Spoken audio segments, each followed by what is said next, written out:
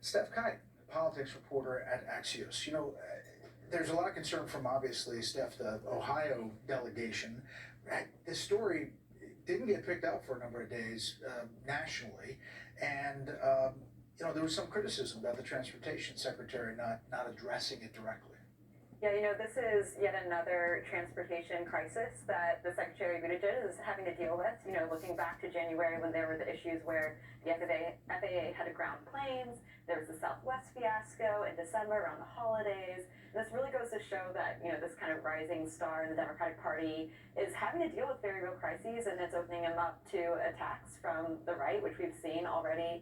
Republicans quick to criticize him and really draw attention to the issue and trying to make it clear that it's something that he mishandled and trying to get him to, speak to the issue more. He did take to Twitter last night to kind of acknowledge that the situation is ongoing, that he's keeping watching it. But it was clear that he was responding to some of the criticism from Republicans and also some Democrats as well. Yeah, and there were some Democrats as well. We should point out that Governor DeWine did talk to President Biden, and the president said, whatever you need. But there is this criticism about how you're dealing with this major kind of toxic situation. Well, it's yet another crisis where he's not on the job. I mean, the reality, he was just at a panel the other day in Washington, D.C., didn't mention this entire thing, made jokes about balloons and talking about, people in... Well, let me just play that soundbite just so everybody hears it.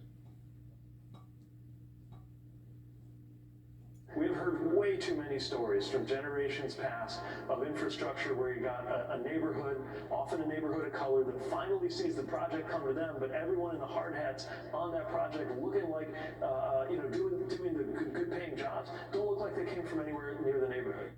Yeah, talking about racial divide there, but he did not mention this. No, I mean, Governor DeWine is holding a press conference, and where's Pete Buttigieg? Why isn't he on site helping to manage this? Why isn't he bringing the resource to the Treasury Department? It seems that every time the what hits the fan, he's somewhere else. He was in Portugal during the rail strike crisis. He was on maternity leave and during the 2001 supply chain crisis, and he's AWOL now. This is not a good look for him if he wants to have a political future. Obviously, the EPA is on the ground too, Doug, and that's a big part of this testing and make sure that it's safe. Sure, and look, there's a dirty little secret in politics that we don't talk about very often, and that's it. It's okay to tell the truth, and that is especially true if you don't know the answer. You buy credibility in saying, we don't know, we're looking in this, we're going to get answers. If you say we still have more questions than we have answers, that's fine to do. You can't do it 3 times a week, then you look like you never know anything. But occasionally, tell that truth that you don't know and you're looking into it. That buys you time to get those answers, and that's one of the things that we haven't seen from the secretary, who's reputed to be one of the real all-star communicators in this administration, and just doesn't pan out all the time. Yeah, and speaking of not knowing things, here is the senators receiving a classified briefing on the shoot-downs and what they're telling us. For 65 years, NORAD had never identified an object and taken down an object out of the sky until 10 days ago. There are also routine sightings, and have been for years, of objects that we have difficulty discerning exactly what they are, whose they are, what their purpose is. What's different about the last 2 weeks is that we've started shooting them down. A lot of this information, people say make it public, but a lot of it is classified. 99% of the information we were just briefed on, there's no reason it can't be shared with the American people. I mean, it's pretty unbelievable if you look at it, Steph.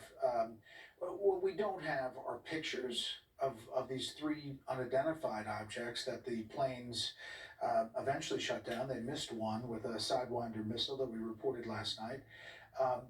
And we just don't have a lot of information other than now there's this inclination to say it might just be weather balloons or exploratory things from people and companies. Yeah, we're certainly hearing from senators on both sides of the aisle who are pushing for more transparency. They think the American public needs to know more about what went down over the weekend and what we do know about these unidentified objects.